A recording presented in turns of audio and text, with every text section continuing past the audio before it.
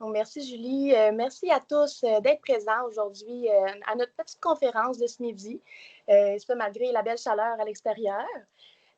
Donc, je me présente, je m'appelle Ariane Boucher. Je suis présentement étudiante à la maîtrise sur mesure en psychologie et travail social à l'UQAC et je vais débuter mon doctorat en psychologie également à l'UQAC à l'automne 2025.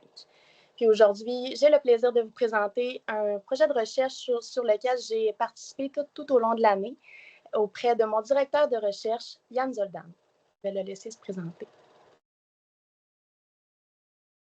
Ok, j'espère que mon micro est... Vous m'entendez là, parce que j'ai plus accès à ça. Oui, donc moi, Yann Zoldan, psychologue et professeur à l'UQAC. Voilà. Enchanté d'être là aujourd'hui. Parfait. Donc, notre conférence d'aujourd'hui s'intitule « L'exploration de l'utilisation des médias numériques concernant la diversité chez les jeunes adolescents. Ce n'est pas la normalité qu'on voit sur les réseaux. » Donc, le projet de recherche a été réalisé en collaboration avec une équipe interdisciplinaire réunissant des étudiants et étudiantes, co-chercheurs, consultants, consultantes, un comité aviseur regroupant des étudiants, étudiantes, des artistes et un graphiste. Les différents co-chercheurs sont Delphine Rambaud-Collin de l'Université de l'UQAC, Diana Miconi de l'Université de Montréal, Élise Bourgeois-Guérin de l'Université TÉLUQ, Laurie Pajot de l'UQAC, Jannick Johnson-Lafleur de l'Université McGill, Linda Paquette de l'UQAC et Rochelle Frand-Felker des États-Unis. Donc, avant d'entrer dans les détails du projet de recherche, je trouve qu'il est important de situer le contexte dans lequel il s'inscrit. Donc, brièvement, on fait actuellement face à une désinformation croissante sur les enjeux de genre et de sexualité, qui sont particulièrement visibles sur les réseaux sociaux. Donc, ces espaces-là sont très présents dans la vie des jeunes, puis il s'est véhiculé à la fois des contenus porteurs, mais aussi beaucoup de discours stigmatisants ou même erronés. Parallèlement, on observe une hausse préoccupante de discours haineux et des discriminations envers les communautés LGBTQ+. Donc, selon Statistique Canada, les crimes haineux liés à l'orientation sexuelle ont augmenté de 64% entre 2020 et 2021, puis ceux liés à l'identité de genre de 27%. Au Québec, on constate aussi une hausse globale de 34% des crimes haineux sur cette même période. Puis, lorsqu'on regarde les plus récentes données, on confirme également cette tendance. Donc, les actes violents liés à l'orientation sexuelle sont passés de 258 à 860 entre 2020 et 2023, puis ceux liés au genre de 56 à 123. Donc, ce qu'on en comprend, c'est que les chiffres traduisent une urgence sociale à intervenir, à mieux comprendre les dynamiques en jeu et à outiller les jeunes face à la désinformation.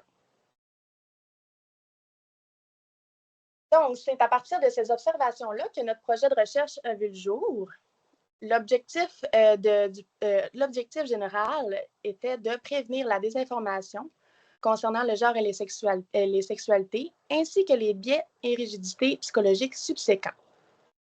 Nos principales retombées visées étaient d'outiller les jeunes à décrypter l'information qu'ils consomment sur les médias numériques, de favoriser la flexibilité psychologique autant cognitive que relationnelle, d'encourager la tolérance et de renforcer le pouvoir d'agir communautaire et la cohésion sociale.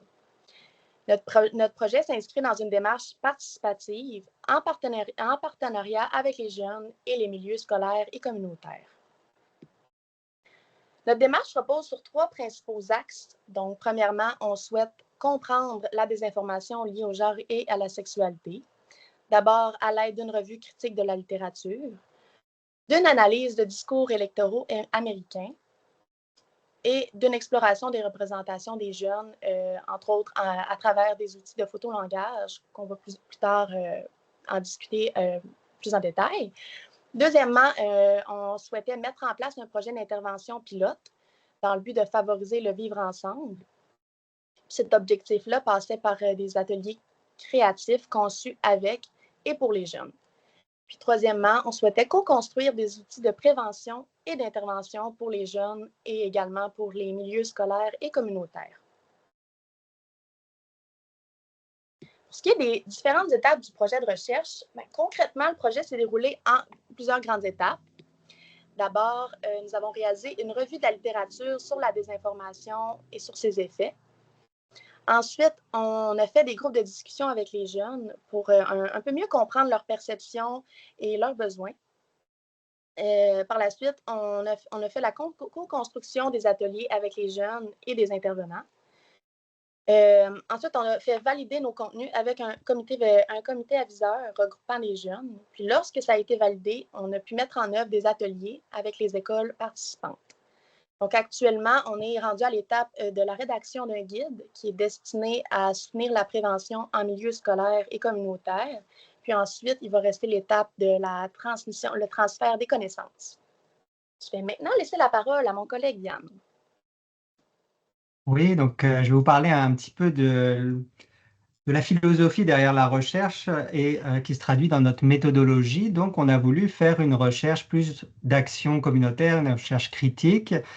Qu'est-ce qu'on veut dire derrière tout ça? C'est qu'on voulait vraiment que les personnes concernées, donc les jeunes, soient impliqués à différents niveaux de la recherche et dans la co-construction finalement des outils, des compréhensions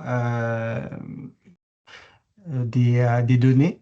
Donc, on les a vraiment à différents niveaux. Donc, notre but, c'est évidemment améliorer le vivre ensemble, aller vers plus de justice sociale. Donc, c'est pour ça qu'on a été vers cette méthodologie-là. Puis peut-être pour vous l'illustrer, ça serait intéressant de vous parler de la création des ateliers, comment on a fonctionné. Donc, par exemple, on a fait 2 journées ou une journée, une demi-journée de travail avec tous les gens du projet, donc la partie des chercheurs, mais aussi avec des artistes du monde du théâtre, par exemple, pour des ateliers théâtre, des étudiants, des jeunes du comité aviseur, puis après, on leur a présenté finalement nos revues critiques, enfin notre revue critique, puis qu'est-ce que disaient certaines revues systématiques de la littérature sur les interventions après les jeunes. On leur a parlé de nos groupes de discussion avec les jeunes pour leur expliquer, ben voilà ce qu'ils nous ont dit, voilà les mécanismes d'action dont nous ont parlé les jeunes. On a amené ça, les artistes, les jeunes présents, les étudiants, tout le monde, on a fait une grande discussion, on a mis en place différentes méthodes pour arriver à créer l'atelier, à créer finalement un dialogue entre jeunes pour un atelier théâtre, etc. Donc, c'est un petit peu pour vous illustrer comment on a travaillé à chaque fois avec ces différentes personnes et différents niveaux. Puis rien que ça, j'ai trouvé ça vraiment riche finalement dans la méthodologie de juste pouvoir dialoguer et puis de voir les échos des revues un peu plus académiques finalement de la littérature, comment elles peuvent faire écho à d'autres personnes, comment ils peuvent les utiliser, les réinterpréter et les amener pour des outils concrets. Donc c'était vraiment une très belle expérience. Donc cette méthodologie-là, je vous conseille aussi de faire confiance aux jeunes dans la co-création finalement des outils. Pour un peu introduire cette question-là, on voulait vous passer un petit extrait d'une vidéo. Et puis c'est une vidéo qui se passe au Texas récemment, je pense qu'elle date de cette année. Puis vous allez dire, bon, quel lien entre le Texas et le Saguenay-Lac-Saint-Jean? Mais vous verrez après les échos que certaines désinformations peuvent avoir à un niveau global. Donc, je vous laisse écouter une petite minute 30 de la vidéo.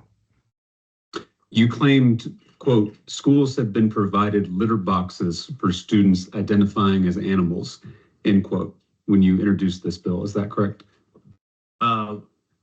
When did I do that? That's a direct quote from your press release announcing the bill. Provided litter boxes? I'll read it to you again. The quote is, schools have even provided litter boxes for students identifying as animals. You recognize that as being one of your quotes? I'll take you for your word. Okay. Can you name a school where it has been confirmed that students are using litter boxes? Well, what we do with this bill is we prevent that from happening, but what we don't take out, and I know we've talked about some active shooter situations, and there's been talk that this bill will ban the litter box for active school situations, and they're called the go buckets, which this doesn't affect that. This is for the students that are, or per se, the litter boxes, if there are any in the schools, then this would take care of that for students that are using them in if they have them out in the restrooms. Okay. respectfully, Representative Curtis, we bring bills that solve problems. And when you introduced this bill, you said schools have even provided litter boxes for students identifying as animals. I'm asking. And that's what we've gotten some reports of. Did I go to these school districts and visit and see it with my own eyes? No. And what school districts reported this? That we got reports from? Uh-huh. We got reports from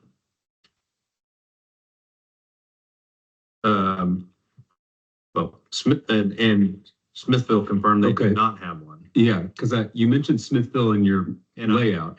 Right. As That's being about where you the heard prairie. about I never this. said that Smithville had a litter box. I want to be clear about that.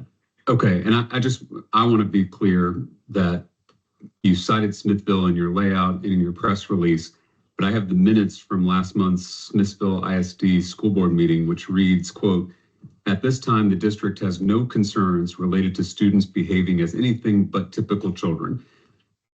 Donc, on voulait vous montrer ce petit extrait vidéo pour vous faire un petit résumé, si jamais, parce que c'était en anglais. Donc, c'était une proposition de loi qui voulait interdire aux élèves d'utiliser des litières dans les écoles. Puis ça, c'est une désinformation qui est fréquente et internationale. Parce que en fait, quand l'autre personne demande, mais est-ce que vous avez des preuves? Est-ce que ça se passe finalement? Est-ce que des écoles mettent des litières pour les élèves qui voudraient se comporter comme des animaux? Là, il n'y a finalement aucune preuve qui est avancée. Donc finalement, il y avait toute une proposition de texte, puis vous pouvez lire la proposition de texte avec tous des éléments que des élèves finalement utiliseraient des litières et qu'il faudrait empêcher ça, mais que ce n'est pas basé sur des faits. Puis vous allez voir comment on retrouve aussi cette même rumeur finalement au Saguenay. Donc, on va passer.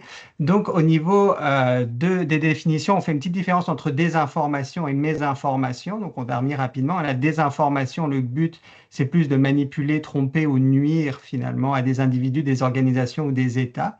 Donc là, je ne vais pas me prononcer pour les États-Unis, mais en tout cas, dans la discussion, il parle du fait que est-ce qu'il y avait une volonté finalement de faire de la désinformation avec toute la tension entre écoles privées et écoles publiques finalement, donc pour renforcer les écoles privées. Donc là, on serait dans de la désinformation si on mettrait des informations fausses dans le but de renforcer les écoles privées et faire peur aux écoles publiques. Après, ce qu'on retrouve plus, nous, au Saguenay, c'est plus de la mésinformation, c'est-à-dire que les gens diffusent une fausse information, mais sans avoir intention finalement de nuire en particulier à certaines personnes. Donc là, on est un peu plus avec nos jeunes dans la mésinformation. Mais en tout cas, cette désinformation ou ces fausses nouvelles, elles sont assez tenaces. Là, on vous a mis un article de Radio-Canada Saguenay qui disait « Litière dans les écoles, une fausse nouvelle tenace ». Et c'est vraiment quelque chose que les jeunes nous ont parlé dans les groupes de discussion. Ils nous ont dit « Mais oui, mais vous, est-ce que vous trouvez normal qu'il y ait des litières dans des écoles ?» Puis alors, des fois, ils nous disaient « Ah oui, au Saguenay, ça s'est peut-être passé au Lac-Saint-Jean à Alma. Au Lac-Saint-Jean, ils nous disaient « Ah non, c'est sûrement une école à Chicoutimi. » Bref, on ne savait plus trop où c'était, mais c'est comme s'ils disaient l'avoir vu.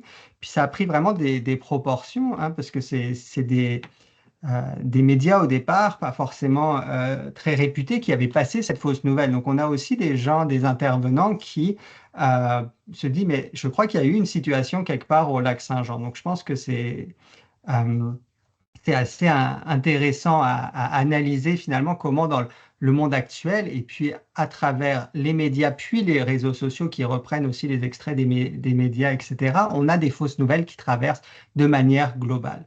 Une autre chose que les jeunes nous ont mentionné, c'était une affaire qui s'est passée en France, là, de deux jeunes qui auraient fait des danses en crop top dans une église en France. Et puis là aussi, certains jeunes avaient été assez choqués, et puis beaucoup l'avaient vu. Et puis comme ils l'avaient vu sur leurs réseaux sociaux, il y avait comme une proximité de « Ah, mais ça s'est peut-être passé aussi proche de chez nous ». Il y avait comme quelque chose de ce qu'on voit à travers nos écrans, ça peut être des choses qui se passent à côté de nous, même si c'était un événement là réel qui s'est passé, mais qui ne s'est pas du tout passé au Québec, et puis qui a été amplifié aussi par différents mouvements politiques, un peu pour dire, vous voyez, il y a une perte de valeur, etc.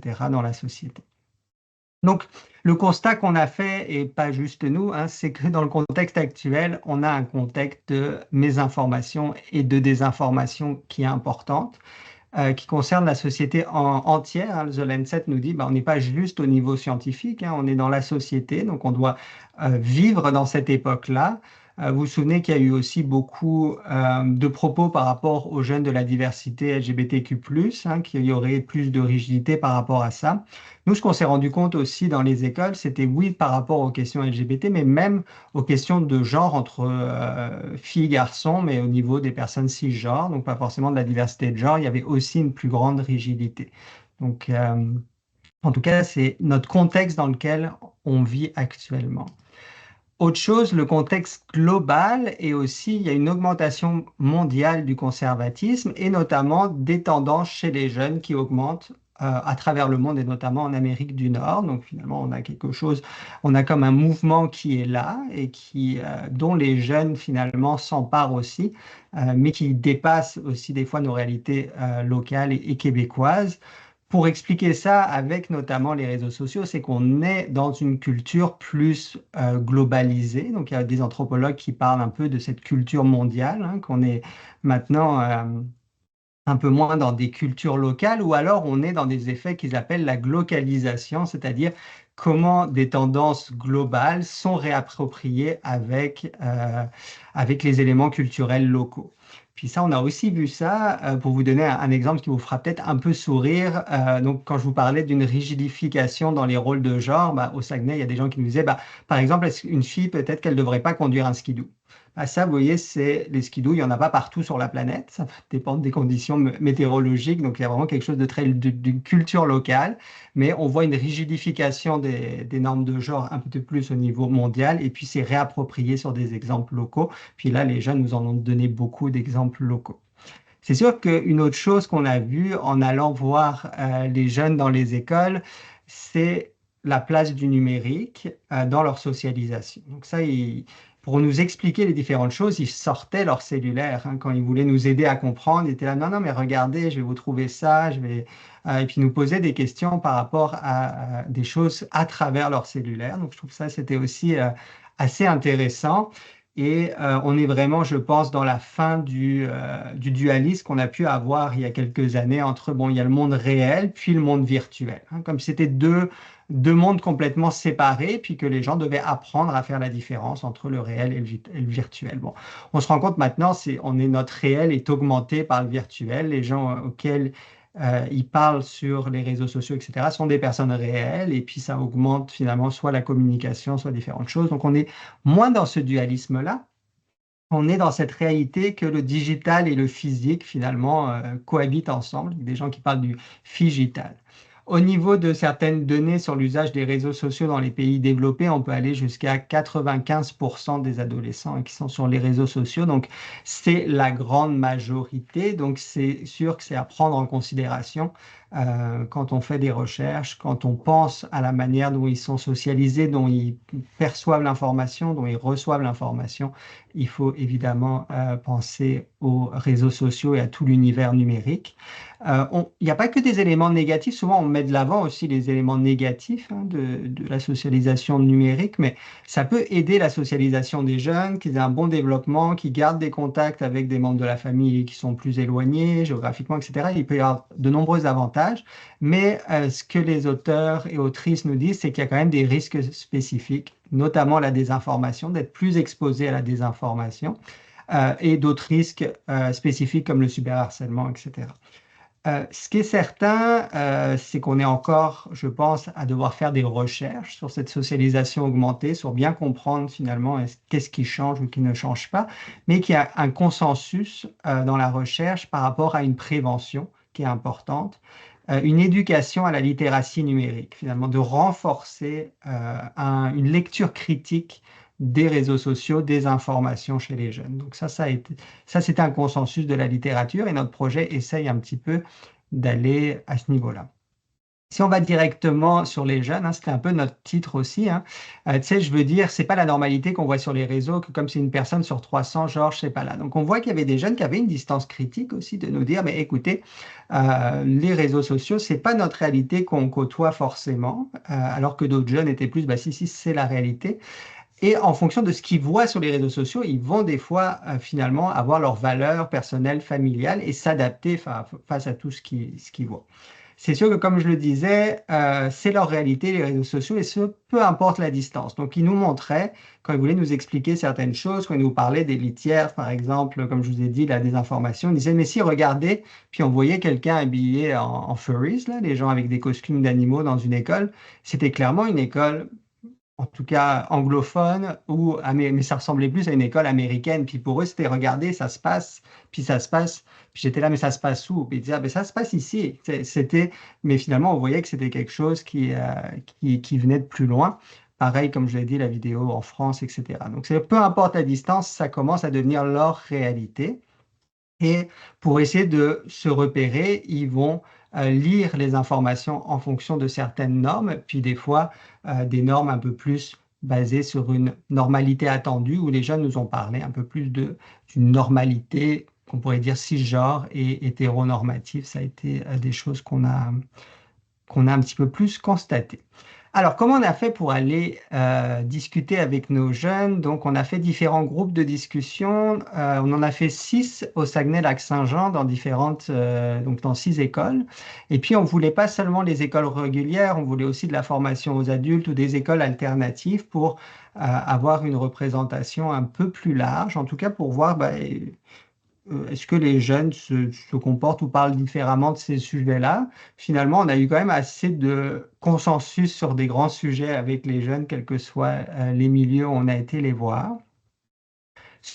Avant de vous parler des thèmes un petit peu qu'on a pu retrouver dans ces discussions, donc comment on a fonctionné, c'est des jeunes, des adolescents qu'on a été voir, hein, notre tranche d'âge. Avec l'école aux adultes, je pense que les plus vieux devaient avoir peut-être maximum la vingtaine, mais la majorité était de nos jeunes entre 15, 16, 17 ans, je pense, entre les différents groupes, si on allait là. Là, on ne l'a pas précisé, mais j'aurais pu aller voir. Donc, sur ça, on a voulu utiliser une médiation. Donc, une médiation par des photographies, un kit de photolangage qui a été développé pour travailler avec les jeunes sur les questions de genre, de sexualité, de relations amoureuses. Donc, c'est des photos assez basiques de relations entre jeunes, mais qui peuvent évoquer des questions de diversité. Et on a utilisé ça pour un peu comme un prétexte pour appuyer les discussions avec les jeunes. Parce que c'est difficile d'aller voir des jeunes quand ils ne nous connaissent pas et leur dire « Hey, ça se passe comment les relations amoureuses chez vous ?» Et avec les photos, ils se décalent un peu, puis finalement, ils nous ont tous parlé d'eux, de leurs histoires, de leur réalité dans l'école, etc. Donc, c'était assez intéressant. C'est sûr qu'on a des limites, hein. On avait une seule rencontre, donc ça durait environ en moyenne 2 heures. Des fois, ça durait un peu plus longtemps, 2-3 heures, les discussions. Et dans ces premières rencontres qu'on a avec les jeunes, c'est sûr que ceux qui parlent un peu plus fort, on les entend plus, et ceux qui sont moins dans les discours majoritaires, on va moins les entendre. Donc c'est peut-être aussi un des effets qu'on a pu avoir, donc il faut faire attention. Puis nos groupes ne sont pas représentatifs, on n'est pas là pour généraliser sur ça. Et puis d'ailleurs, on a eu des fois où certaines personnes quittaient la discussion, puis d'autres groupes, notamment par exemple les filles, se mettaient un peu plus à parler, etc. Donc oui, il y avait vraiment des dynamiques qu'on a pu se rendre compte des effets discours dominants qu'on avait. Il ne faut pas oublier que pour les processus adolescents aussi, l'importance des normes, d'être dans le groupe de jeunes, etc., peut être assez fort. Donc il faut garder un regard développemental dans certains de nos résultats. Qu'est-ce qui influençait les représentations des jeunes? Quand on leur demandait d'où ça vous vient, vos idées autour de tout ça, beaucoup nous ont parlé de l'impact des réseaux sociaux. Ça, c'est quelque chose qu'ils nous ont mentionné principalement comme leur source d'information sur ce qui se passait, sur qu'est-ce qu'était un couple, qu'est-ce qu'était la norme, etc. C'est qu'est-ce qu'ils voyaient aussi au travers des réseaux sociaux. On a vu aussi qu'ils reprenaient des discours plus conservateurs, donc avec des médias plus conservateurs qui avaient amené ces informations, comme les litières, comme la danse provocante dans les églises, on en a parlé.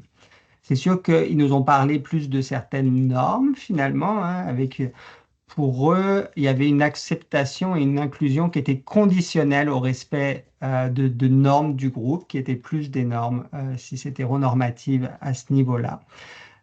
C'est sûr que des fois, ils nous disaient quand même, ils n'étaient pas tous d'accord, hein. Ils nous disaient, bah non, au niveau des activités typiquement genrées, il y a des gens qui disaient, bah non, une femme ne devrait pas faire ça, un homme devrait faire ci, ça. Puis il y en a d'autres qui disaient, bah non, finalement, un homme peut aussi s'occuper des enfants, etc. Mais on se rend compte quand même que, on voyait que la discussion était quand même sur des choses qui restait assez traditionnel dans l'importance notamment de la famille, hein, de l'idéal familial, que des gens peuvent parler aussi de la notion de familialisme, finalement, et ça, ils nous en parlaient beaucoup, les jeunes. Donc, si on fait un petit peu un résumé rapide, on voit un petit peu plus qu'il y avait plus de rigidité que de fluidité autour de ces questions-là. Et je pense que Ariane, tu vas un peu plus nous présenter directement certaines paroles de jeunes. Oui, à la prochaine diapositive. Donc, je vais juste agrandir sur mon écran parce que c'est assez petit. Les citations qui sont sorties chez les jeunes en lien avec les réseaux sociaux. Donc, premièrement, tu sais, on entend beaucoup parler sur les réseaux, dans les nouvelles aussi, du mouvement. Quand c'est rendu que le monde sont rendus autorisés à s'identifier en dauphin, en chat et en plein d'affaires. La deuxième citation, ben moi, je pense que c'est pas qu'il y en a plus, mais on dirait que vu qu'on en voit plus sur les réseaux puis tout, le monde, ils disent, admettons, les plus jeunes, admettons primaire puis tout, ils disent que c'est à la mode puis qu'ils voudraient essayer ça, mais que dans le fond, ils ne sont pas comme ça. La troisième citation, ben moi, c'était genre, j'étais d'accord avec le point de Lily. Genre, j'avais vu un TikTok qui avait fait polémique d'une maman qui disait, ouais, j'aimerais que mon enfant, il est trans, il a 8 ans, puis il voudrait commencer. Puis moi, je trouve que c'est pas tant, je suis pas tant d'accord avec la maman, il a 8 ans, l'enfant. Ces citations-là sont grandement influencées par la désinformation, comme Yann l'a dit tout à l'heure. Ensuite, prochaine diapositive. Les citations qui nous ont marquées concernant les normes de genre, donc homme-femme. Il y a des activités pour les filles, il y a des activités pour les garçons. Puis je trouve que c'est quand même important de faire les deux dans les relations. Il y a un garçon qui disait « J'ai rien contre les lesbiennes et les gays, mais normalement, un couple, c'est une fille puis un gars. » Puis la troisième, là, on a un père qui fait du ménage, des tâches peut-être un peu plus féminines. Puis, je tiens à mentionner que ces citations-là, on les a plus remarquées vraiment dans des endroits qui étaient plus conservateurs.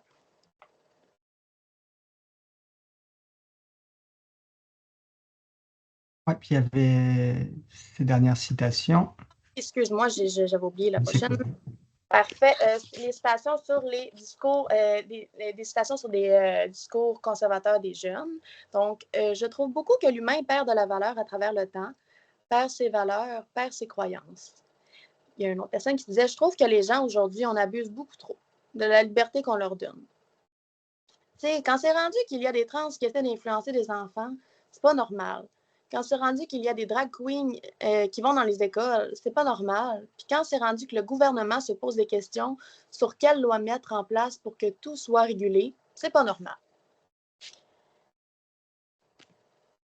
Super. Donc, c'est sûr qu'on voit, hop, je passe à l'autre slide, on voit quand même que les jeunes nous parlent et puis nous disent des discours qui ont déjà été entendus, puis qui ont été ramenés dans la société, finalement des débats qui ont été amenés dans la société, puis qui ont des fois été un peu plus exploités par des discours plus conservateurs. Parce qu'il faut savoir que les peurs qu'ont exprimées, parce que beaucoup de jeunes nous ont exprimé des peurs en disant, ben, peur de plein de choses qui est extrêmement légitime, hein, qui se disait, bah, moi j'ai peur que dans la nouvelle société, les gens ils n'aient pas le bonheur que j'ai eu avec mes parents, avec les activités que j'ai pu faire, avec mon père, etc.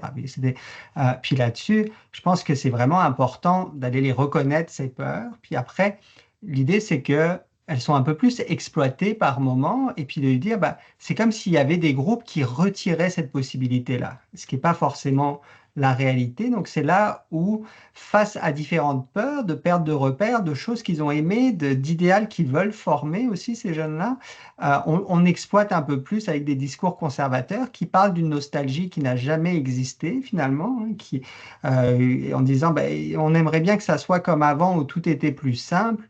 C'est pas sûr que les temps ont toujours été très simples, mais après, la désinformation vient appuyer là-dessus, offre une réponse à des inquiétudes par de la simplification, et c'est là où après, cette désinformation, plus ces peurs, plus tous les phénomènes, plus de projection, d'exclusion, bah, ça va faire des possibles discriminations.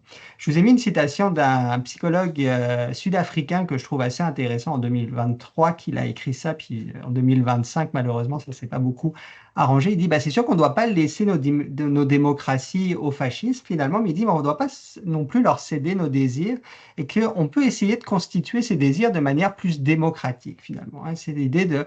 Alors, on n'est pas obligé de céder à des réponses simples, à une hyper simplification provoquée par la peur.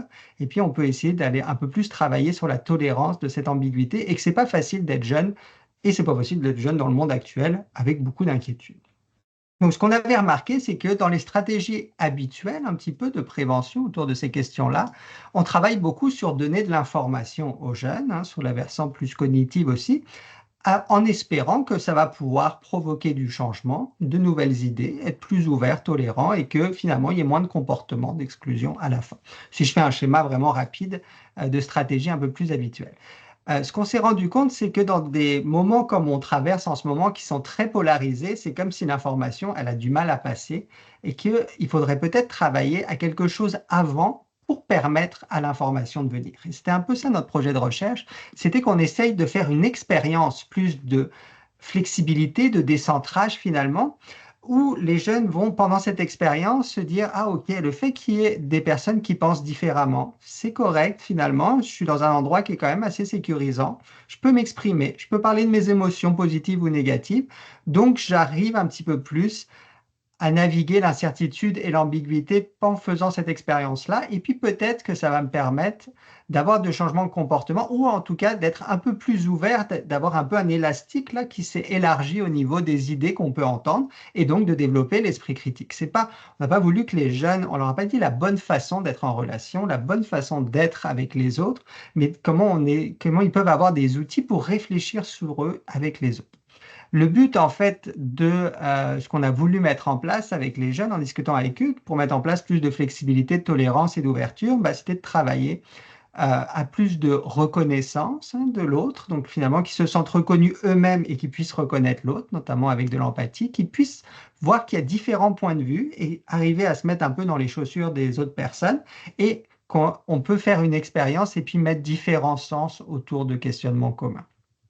Donc peut-être Ariane, tu vas nous parler un petit peu des pistes de solutions qu'on avait travaillées.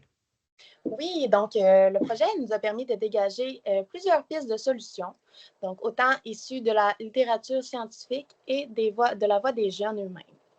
Donc, selon les données scientifiques, il est essentiel de favoriser les contacts entre les jeunes de divers horizons, d'encourager l'expression d'opinions divergentes, toujours dans un cadre qui est respectueux, d'impliquer activement les jeunes dans les démarches éducatives, de développer leur littératie critique face aux médias et finalement de cultiver l'espoir, puisque l'espoir, c'est un facteur puissant de résilience et d'engagement. Du côté des jeunes, ils nous ont dit que c'est important de leur permettre de sortir de leur rôle.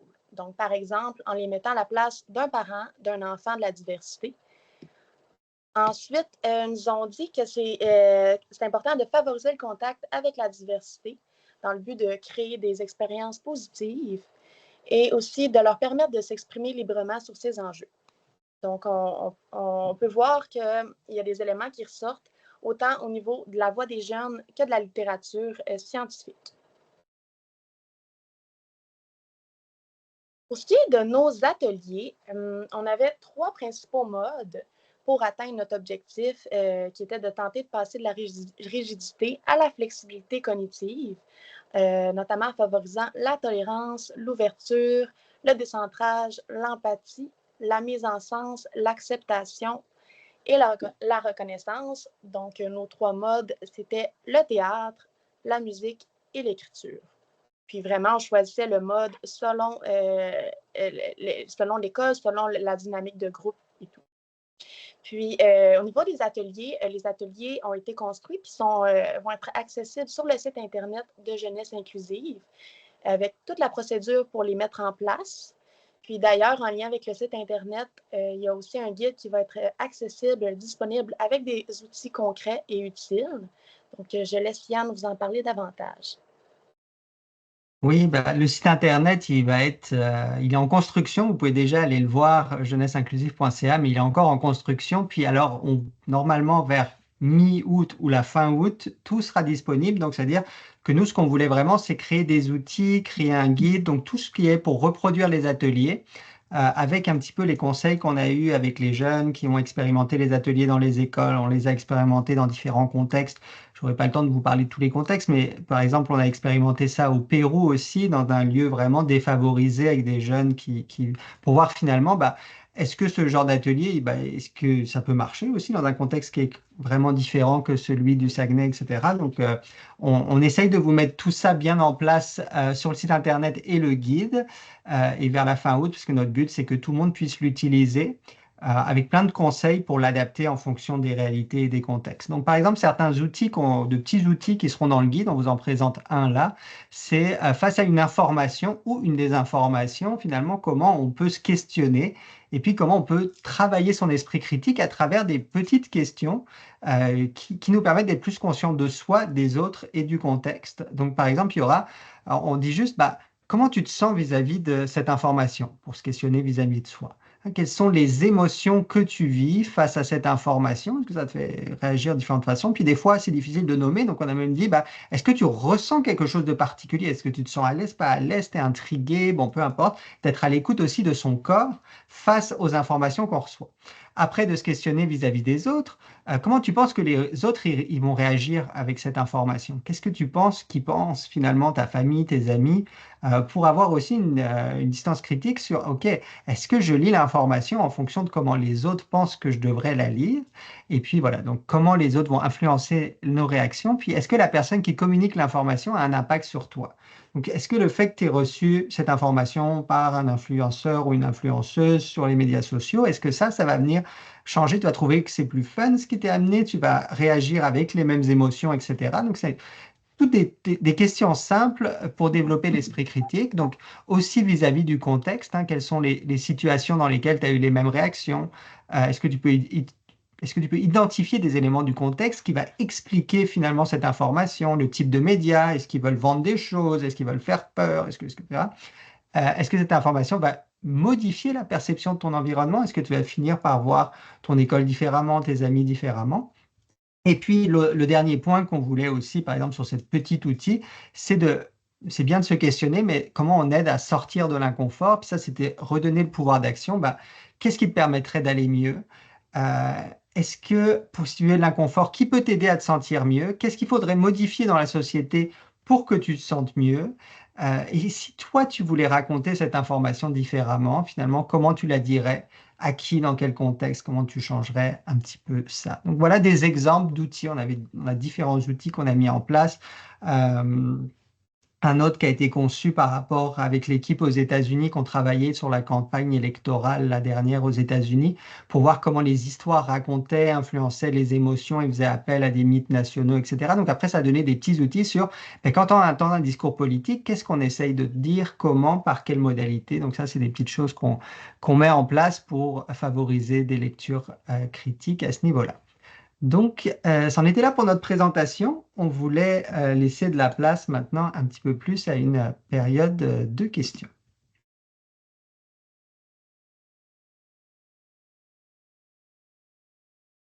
Wow, merci beaucoup. Il me semble que j'en aurais pris encore. J'écoutais, là, oui, encore. Mais là, je vais aller voir s'il y a des questions avant de moi en poser. Allez-y, là, dans l'onglet QR, si vous avez. Ben, en fait, il y a une question depuis le début qui est là, qui dit, Marie-André, qui demande pourquoi au Pérou?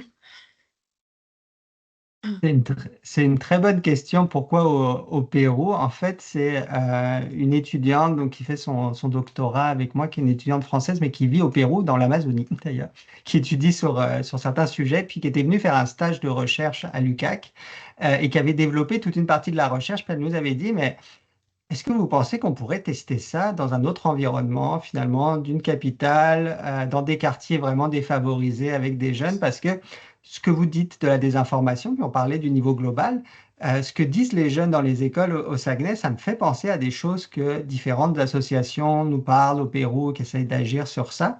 Puis elle disait, on est dans un contexte quand même différent avec la religion qui a un impact plus fort, etc. Est-ce qu'on va voir des choses différentes? Donc c'est à partir de là qu'on a fait un partenariat avec une association d'Emous, qui est une association qui essaye d'aider donc le droit des femmes au Pérou et qui fait des ateliers avec les jeunes sur différents sujets et qui nous ont aidés finalement à refaire un des ateliers dans ce contexte-là. Donc c'est plus des connaissances finalement du groupe de recherche là qui nous ont permis de dire OK, est-ce qu'on irait le tester dans un autre contexte pour voir finalement la force de ces grands discours qui sont un peu transnationaux en ce moment. Et c'est sûr qu'on a retrouvé des éléments partagés finalement sur de désinformation ou d'information ou de mésinformation qui étaient présents dans les différents contextes. Donc, on n'a pas voulu faire une comparaison à Pérou-Québec, mais juste de se dire, OK, si on testait un outil comme ça, est-ce que c'est complètement différent ou pas? Ou est-ce qu'on retrouve cette culture globale un petit peu? Puis c'est ça qu'on a réussi un petit peu à trouver dans cette expérience-là. Merci. On a une question ici de Valérie qui demande, est-ce qu'on peut avoir une idée des ateliers vécus en classe, les parliers de théâtre, musique et d'écriture? Je peux peut-être répondre. Je vais donner un exemple par rapport au théâtre. Donc, au théâtre, on avait des petits enregistrements, des petites capsules qu'on faisait écouter aux élèves. Puis, c'était toujours, on leur montrait une petite partie. Ensuite, on leur laissait le droit de parole, ils pouvaient s'exprimer, essayer de s'imaginer la suite. Puis, c'est ça, on avait quoi? C'était il me semble que c'était 3 capsules vidéo enregistrées. Puis, c'est ça, ça leur permettait vraiment de s'exprimer sur le contenu. Ouais, c'est ça, tout à fait ça, Ariane. On voulait un petit peu comme le théâtre forum, là, où, alors, soit il y a des capsules vidéo pour rendre ça plus facile en classe. Si les gens ont du temps, ils peuvent même faire jouer il y a les dialogues qui sont disponibles, qui seront disponibles dans le guide si on veut juste faire jouer aussi les jeunes, mais sinon, c'est aussi sous forme de capsules enregistrées. Puis c'est l'idée qu'à différents moments, les gens vont poser une question et que les autres personnes vont devoir, les jeunes, trouver une réponse puis aider les personnages. Donc au départ, la première question, par exemple là, c'était la personne doit déménager du Saguenay vers Québec. Est-ce que c'est une bonne idée que le jeune, pour continuer ses études au cégep, quitte le Saguenay? Puis là, les jeunes vont dire, ah, ben, je sais pas, ça coûte cher, tout ça. Puis ils vont commencer à s'attacher un peu au personnage. Puis après, on avance un peu en disant, OK, il y a peut-être d'autres raisons pourquoi il veut partir à Québec. Puis là, il y avait des enjeux de diversité qui venaient. Puis on voyait, on les fait juste travailler de manière un petit peu de décentrage, de se mettre à la place des personnages et d'essayer de les aider. Puis cette modalité-là, je pense, a été notre modalité qui a vraiment le plus fonctionné. Puis c'était Ariane qui a été un peu metteuse en scène pour organiser les capsules vidéo. Donc vous pouvez aller les voir sur le site internet. Je pense qu'on a des extraits qui sont déjà disponibles donc de ce tournage-là. Merci. On a une autre question. Quelles sont les modalités pour faire vivre les activités dans les écoles? C'est dans quel cadre? Un cours en particulier? En dehors des cours? Avez-vous consulté des enseignants ou des conseillers pédagogiques? Il semble y avoir beaucoup de liens à faire avec les compétences du cours Culture et Société québécoise. Est-ce que j'y vais, Ariane, sur cet aspect-là? Ben, en fait, vous verrez dans le guide, alors on l'a pas testé, on l'a testé dans certaines parties de CCQ, la culture et citoyenneté québécoise, pas forcément dans les écoles alternatives, parce qu'ils n'avaient pas forcément le même programme, mais on va mettre dans le guide, on l'a développé aussi avec une collègue en pédagogie qui travaille sur le CCQ finalement, et puis qui a fait aussi des grilles d'évaluation pour comment évaluer ces ateliers et puis une évaluation assez positive, c'est quand il y a des beaux moments d'échange, comment on peut valoriser ça aussi, et puis comment chaque atelier peut répondre à certaines compétences CCQ. Donc ça, dans le guide final, vous aurez même des petites grilles d'évaluation pour les profs, pour des cours CCQ. C'est sûr que nous, on les a aussi testés auprès de jeunes en dehors des cours CCQ. Mais c'est vrai que ce qu'elle nous disait quand on discutait des ateliers, était là, mais on répond à beaucoup des compétences CCQ par ces ateliers-là. Et puis c'est vraiment ça, de favoriser la lecture critique sur ces différentes questions. Donc elle a pu nous guider aussi pour les adapter dans ce contexte-là. Donc on a, oui, vraiment les possibilités finalement de répondre à des demandes de compétences CCQ développées par certains ateliers. Merci. Bon, j'ai essayé de répondre à une question qui était où peut-on voir les capsules vidéo? Je ne suis pas allée voir, mais vous aviez dit sur le site jeunesseinclusive.ca. C'est Oui. ça. Et c'est encore en développement. Mais oui, vous allez pouvoir les retrouver. Puis je peux essayer de vous mettre le site dans le clavardage. Et puis, je pense que les capsules, on doit pouvoir les trouver. Euh, je vais vous les mettre. On a aussi des petites capsules vidéo sur la désinformation, sur différentes choses. C'est sûr qu'on est en train de remplir le site Internet. C'est ça qui est un peu...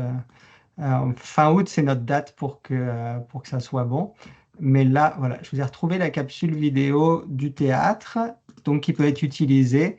Tout ça peut être utilisé librement dans les écoles ou différents milieux. Vous pouvez les utiliser comme un prétexte à la discussion à chaque fois, de se dire, OK, si on regarde ça, puis vous verrez, c'est découpé des pauses, il y a des petites vidéos là entre chaque extrait qui permettent de mettre sur pause, et puis c'est les moments de discussion en fait. Je retourne. J'ai vu que... on a... Le guide est-il déjà disponible? Pas encore. On a pour nous, c'est vraiment là l'été où on finit tout, parce que c'était un projet juste d'un an. Donc là, on est vraiment on a fait tous les ateliers, développé, testé autant qu'on pouvait. On aurait aimé les évaluer de manière euh, plus approfondie. Mais en tout cas, là, on est vraiment dans la rédaction du guide. Donc, on commence à avancer le site Internet et normalement, on a une soirée de lancement à l'UQAC le 21 août. Et là, on aura les guides version PDF présents sur le site Internet et on aura vraiment quelque chose d'un peu plus abouti à ce moment-là.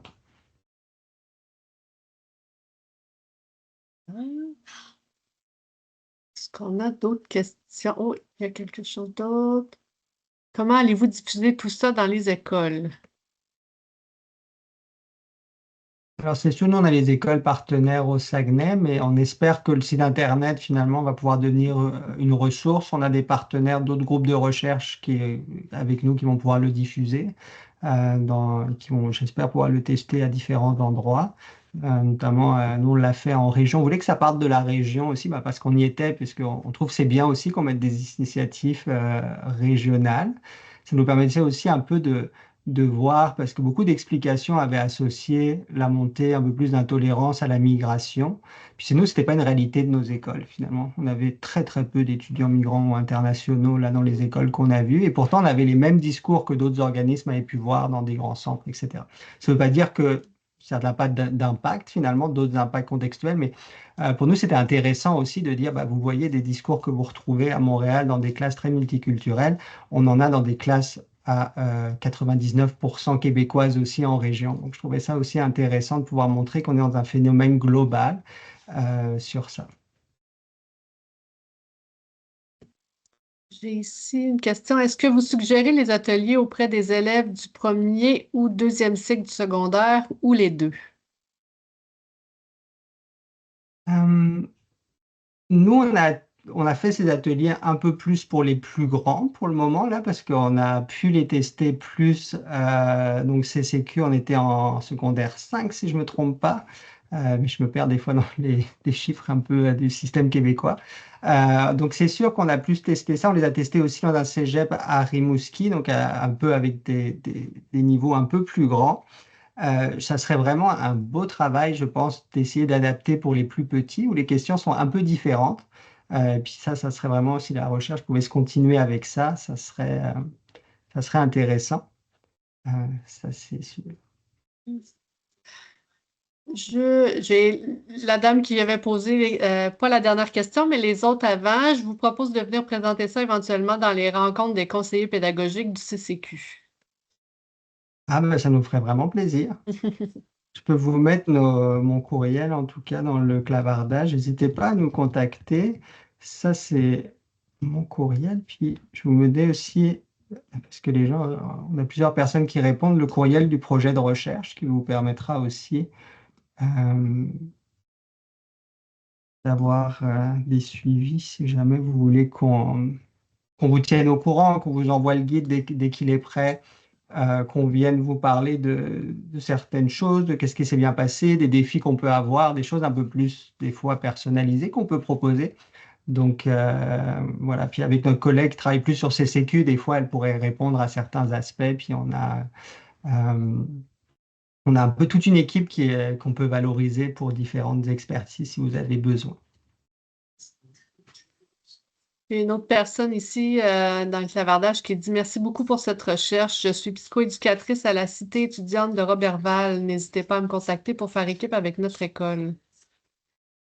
Ah ben, ça nous ferait plaisir. C'est sûr qu'on n'était pas très loin. On a eu des écoles à Héberville. Après, on a été plus en haut du lac aussi, Dolbeau, etc. Donc, oui, puis normalement, les différentes commissions scolaires de la région, ils sont en contact avec nous, ils vont avoir les documents aussi. Donc, n'hésitez pas à nous contacter ou à contacter différentes personnes. Ça nous fera plaisir un peu de vous donner toutes les ressources et de vous inviter à venir, si vous êtes disponible, le 21 août. On va présenter un peu plus les résultats, puis de manière ludique. Donc, on veut vraiment que ça soit un peu comme l'esprit du projet. On ne va pas faire une présentation très académique.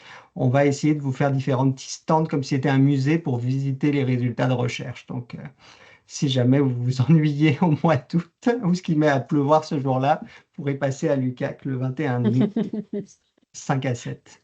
En préparation là, pour la prochaine année scolaire, là. Des fois, on est tous oui aux nouveaux projets, aux nouvelles idées. Je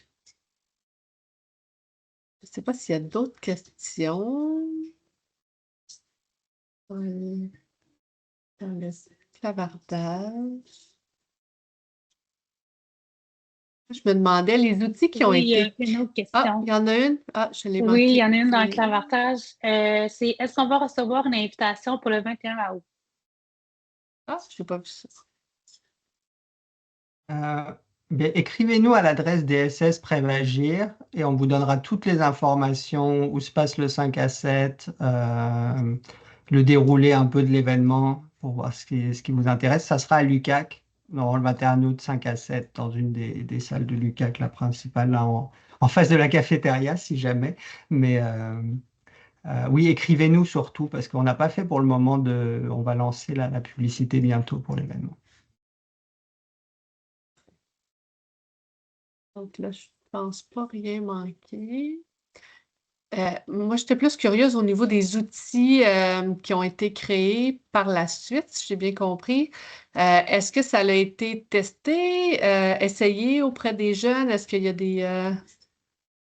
des échanges qui ont eu lieu avec eux?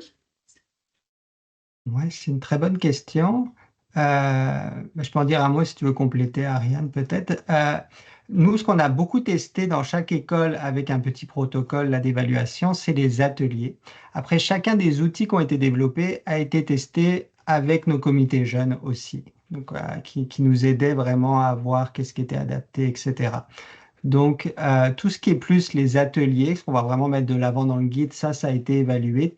Les plus petits outils, comme vous avez vu, la conversation socratique, tout ça, on l'a plus testé avec notre comité jeune, mais c'est sûr qu'on aimerait pouvoir plus voir est-ce que finalement ça fonctionne. Puis, on a voulu que les choses on ne nuise pas avec les outils, mais ce qu'on aimerait savoir, c'est est-ce que ça fonctionne sur la désinformation ou pas? Puis on aurait aimé, avec une autre professeure, faire quelque chose de plus expérimental. On met une information, on donne l'outil, on voit si après les réponses changent, si on fournit ou pas l'outil. Mais ça, on a été pris par le temps pour pas avoir une évaluation aussi loin que ça. Mais on aimerait pouvoir le faire, ça c'est sûr. Donc, pour moi, ça a été juste à chaque fois. On a eu quand même nos comités jeunes là qui nous disaient non, ça marche pas, ça ne vaut pas l'utilité. Puis à chaque fois, on a testé chaque modalité. On a aussi une petite modalité de collage autour de ces questions-là, comment on fait un atelier de collage, puis comment la parole peut venir, etc. Ça, on n'a pas pu le tester dans une école, on l'a testé avec notre communauté jeune, avec l'artiste, puis après, on l'a refait avec d'autres jeunes sans l'artiste. Donc voilà, mais ce qui est vraiment les ateliers, on en a 4, théâtre, musique, écriture, 2 théâtres, musique, en écriture, tout ça a été testé dans les écoles. Déjà un an, c'est un énorme travail. Mais c'est un peu intensif. Je comprends tout à fait. le fait que vous n'ayez pas eu de temps pour aller encore plus loin avec ces outils-là. Là.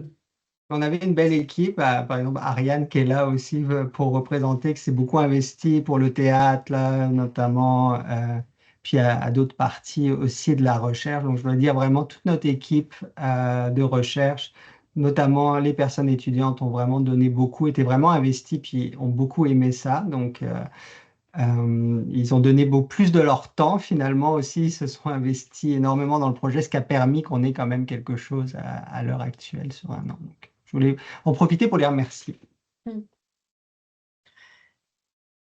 Je regarde rapidement. Je crois que ça fait le tour. Des questions, des commentaires. Donc, je pense qu'on va suivre ça attentivement. On va aller consulter votre site au mois d'août pour prendre connaissance de tout le matériel. Donc, s'il n'y a pas d'autres questions, commentaires, je vous remercie beaucoup d'avoir accepté